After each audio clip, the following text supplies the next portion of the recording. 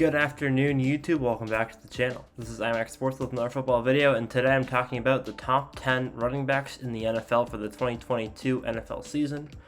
Just a brief disclaimer before we get into this video. This is probably going to be the hardest video for me to do because running back health is so inconsistent from season to season because they get hit the most, they get pounded the most, their job is extremely tough and extremely physical. So a lot of these are ideal expectations if all of these players were to play a full 17-game season. I think that all of these players have the potential to get these numbers if they play the full 17-game season, but that's a massive if, especially for players like Dalvin Cook, Nick Chubb, Alvin Kamara, other players like that. Derrick Henry last year missed half the season. Christian McCaffrey has not played more than a couple games in 2 years. So yeah, that's the biggest question mark for this video. So I'm gonna try my best to make predictions for this, but I think that it's going to be a very tough video, maybe a little inconsistent with reality. So that's a slight disclaimer. Let's get right into it. First off, I have Damien Harris. Yes, there is bias going into this pick. Just a disclaimer for that as well. I have Damien Harris carrying the ball 240 times next year for 1,150 yards and 13 touchdowns. 20 catches for 150 yards and 1 touchdown, 7.5 yards per reception. And the biggest points of emphasis are Patriots' offensive efficiency and Ramondre Stevenson. Offensive efficiency last year for the Patriots was not fantastic, but it wasn't terrible. The Patriots offense played much better last year than it did the previous season with Cam Newton. But one of the biggest question marks for next year is if Ramondre Stevenson is going to get more carries and how that will impact Damien Harris' production. This is not a list of the top 10 best running backs in the league. This is the top 10 running backs who will have the best production for next season. That being said, Damien Harris had one of the most touchdowns on the ground last year, and I think that he's going to continue to have a high percentage of ground touchdowns the way the Patriots offense has been playing the last few seasons. We've been getting a lot of touchdowns on the ground since Cam Newton came in.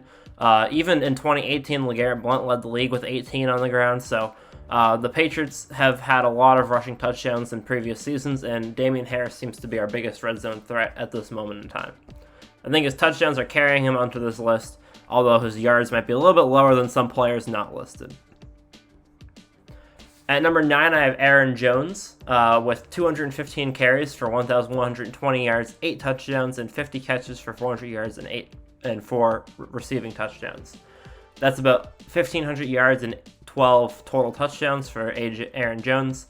Again, 1,500 yards and 12 total touchdowns for scrimmage would probably be number 5 most seasons for running backs. You'd probably have 5 people with 1,500 yards and 10 touchdowns for total scrimmage.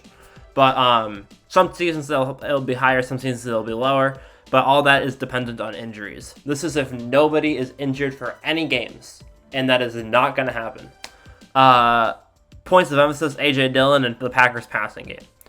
With Aaron Jones, with both Marquez Valdes-Scantling and Davante Adams gone, the Packers' passing offense is going to be greatly diminished. Aaron Rodgers probably won't have an MVP season next year. He'll probably be somewhere in the middle of the pack, maybe around number 10 for total production. So I think that they're going to have Aaron Jones will have one of his highest carries of his career for a season. And I also think that his yards per attempt are going to be one of the on the higher end for him at around 5.2.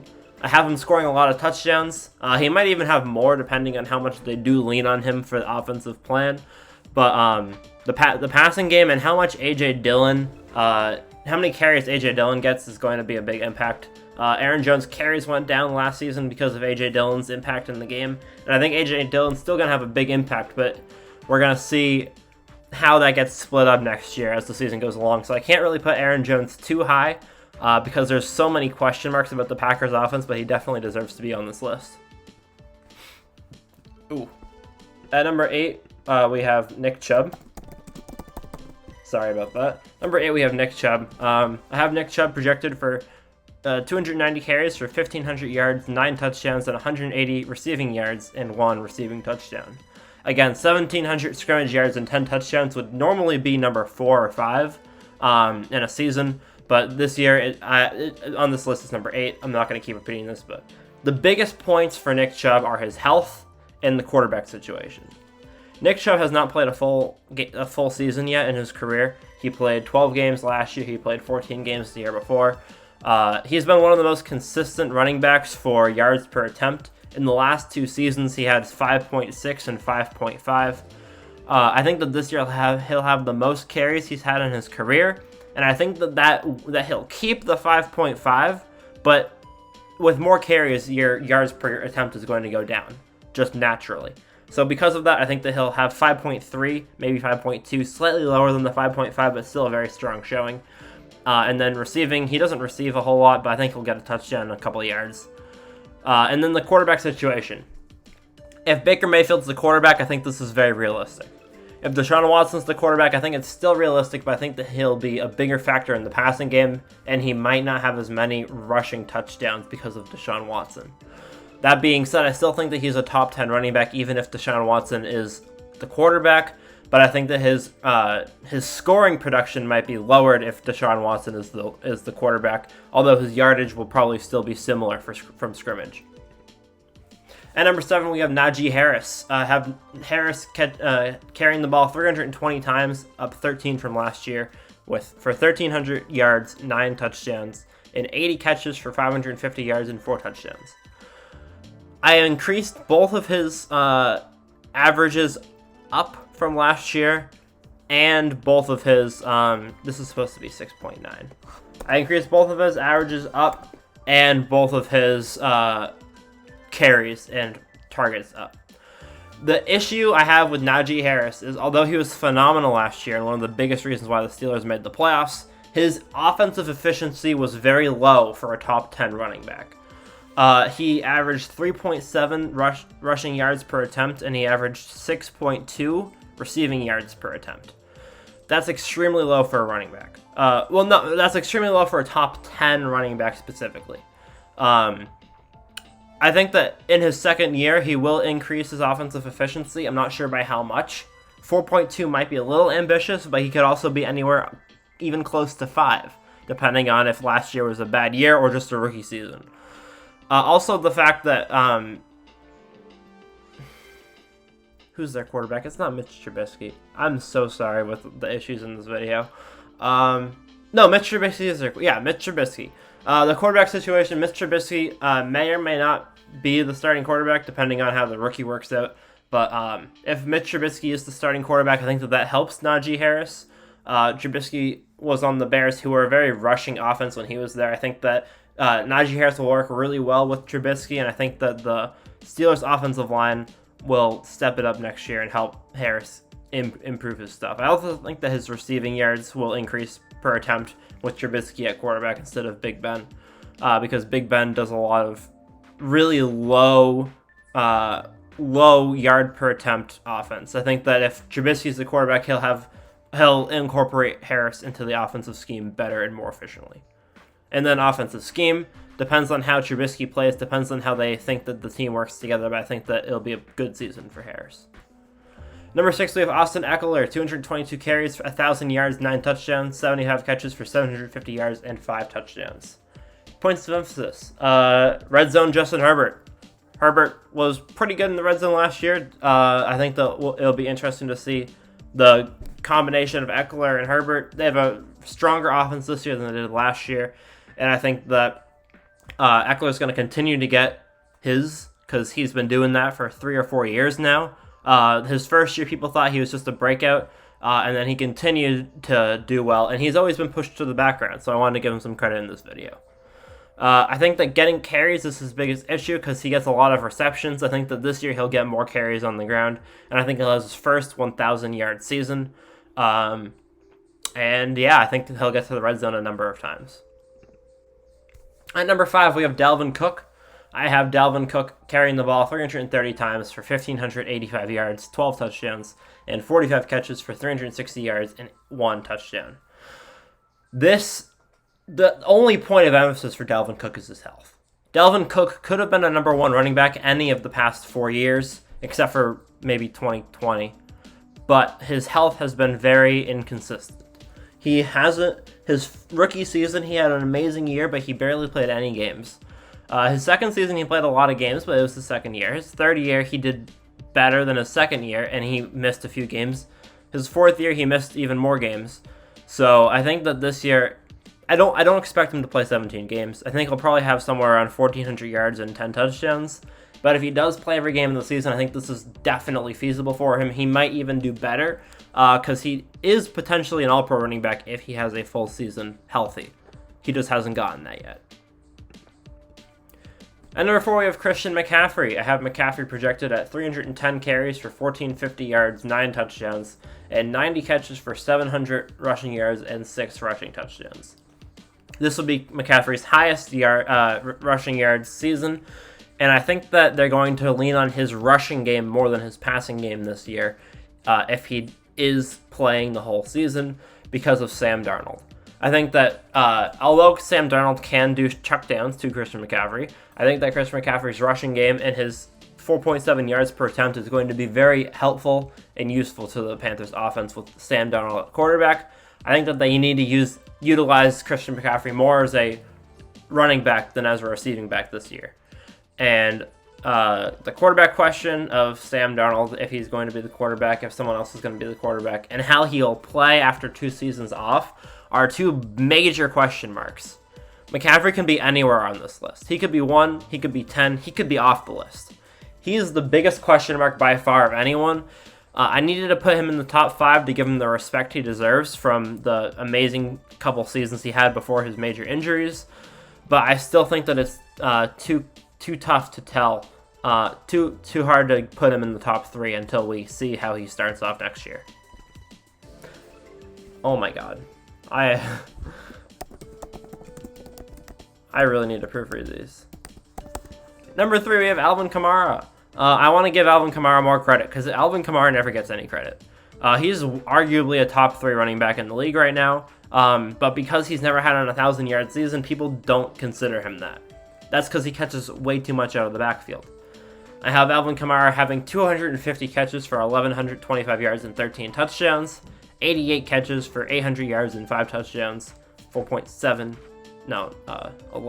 or 9 yards per attempt. Yes. And the biggest questions are the Saints offense and full 17 games. Kamara also has a lot of problems with injuries, and the Saints offense is really out of whack right now. Jameis Winston will most likely be the quarterback, but that also might hurt Alvin Kamara's carries because Jameis Winston's a running quarterback.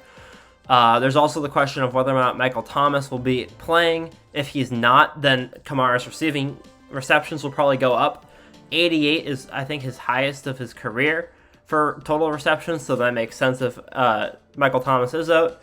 But there's all kinds of question marks surrounding Alvin Kamara. All I know is he'll be somewhere between 1,500 and 2,000 scrimmage yards, and he'll have over 10 touchdowns. That's all I know about Alvin Kamara for sure next year.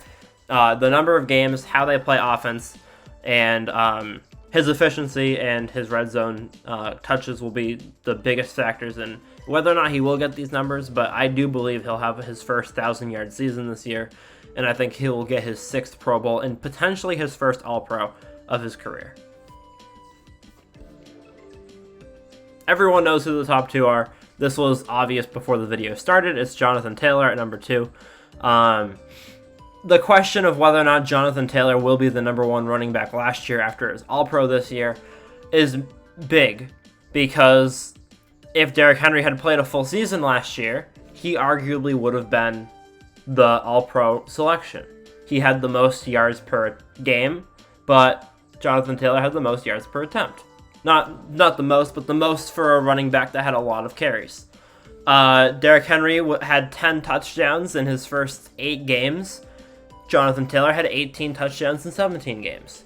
So there's a lot of questions surrounding whether or not Henry would have been the number 1 running back last year, but Jonathan Taylor clearly was, based on how the season went.